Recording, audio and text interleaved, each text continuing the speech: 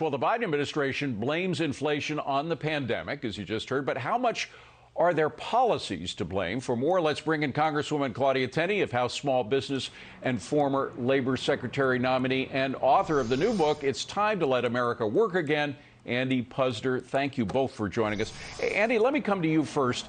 Blaming inflation entirely on pandemic leaves a lot out. For example, it leaves out the Fed printing money in order to buy up all of the government debt that's issued with deficit spending. It leaves out the role of the Biden administration on so many things involving the supply chain, involving killing our energy independence that has led a lot to the rise in gas and oil prices. It leaves out, for example, all of the rules that rewarded people for staying at home.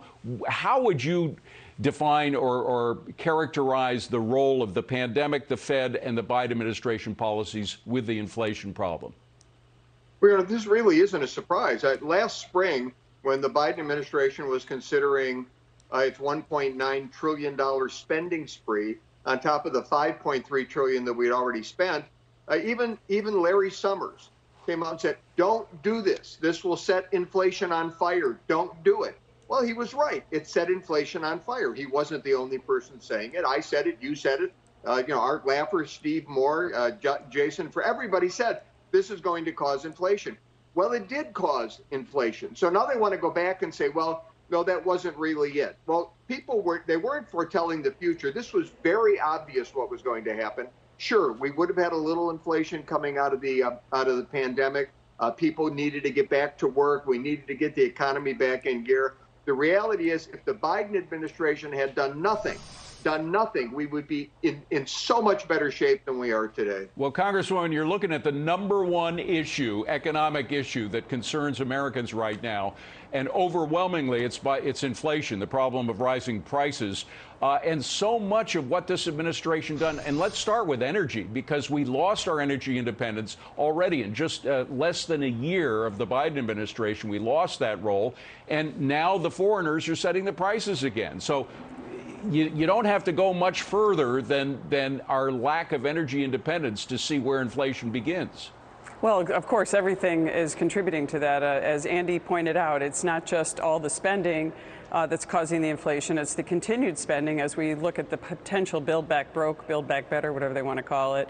And then without having any energy independence. And of course, we have abundant energy resources. Energy needs to be reliable as well. But we also have inflation affects everyone in terms of energy. When you think about it, when the price of gas is going up, when we're relying on our foreign entities for gas again without having energy independence, that costs the consumer more money, it costs businesses more money, it costs the government more money to operate, it costs our military more money to operate, and all those costs go up, which are going to raise taxes and the cost of doing government, the cost of business, like our business, for example.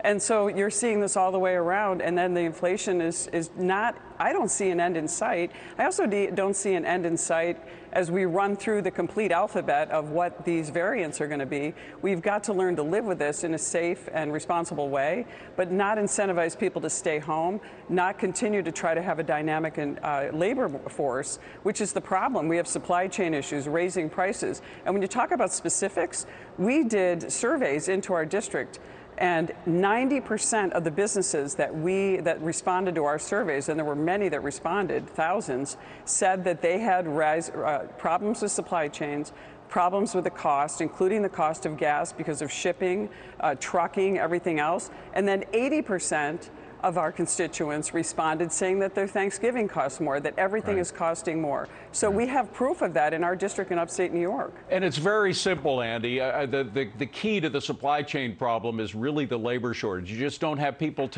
around to take stuff off the ships that very often don't have enough of a crew to sail overseas. So, I mean, it starts with that 11 million unfilled jobs problem that we have. And of course, the administration added fuel to that fire by making it rewarding people for staying at home. And now, by the way, they've also added more fuel to the fire by this new tariff they have on lumber from Canada. I mean, of all times, maybe there would be a good time for that in the future, but not now when you're paying triple or quadruple for the price of lumber. No, look, this administration's policies, make absolutely no sense. When the jobs report comes out and it's obvious that the problem is not enough workers, too many jobs, Joe Biden comes out and says, I've got this great plan, Build Back Better. We're going to create a bunch of jobs and we're going to create a bunch of programs that encourage people to stay home. This is his solution to not enough people there to work. I mean, the solution, all he does with his solutions is exacerbate the problem. Yeah. We have a real problem in this country with people not getting back in the labor force. Labor force participation is very low. That's the number to pay attention to, people. It's the labor force participation rate that's driving inflation up. It may drive the unemployment rate down, but people just aren't working. So these policies are so absurd, it's almost hard to address them. Congresswoman, we got to go. I'm getting a wrap, so it's got to be real quick. But what do woke policies have to do with the Federal Reserve? We keep hearing now about how the Federal Reserve has to be involved in woke policies, climate change, et cetera. They have two mandates. One is an unemployment mandate. They're supposed to keep unemployment down. The other is a mandate for security for our currency, to maintain the value of our currency. Those are the only two mandates. How does the woke business fit in? You know, it's supposed to be subjective and independent agency, and what Elizabeth Warren and others are threatening is that this is no longer going to be an independent agency that's going to be looking at these issues in an objective way as opposed to a subjective way. Wokeism is not going to be, it's going to be interfering with actually the mission of the Fed. I'm concerned about it, of course, on all sectors, but particularly with an organization like this that's supposed to be independent and not interfered with from government and government politics, I might add. Well, if you think inflation is bad now, just wait until the Fed becomes a woke institution rather than doing what it's supposed to do. Congresswoman Andy, thank you very much for being here. Appreciate it.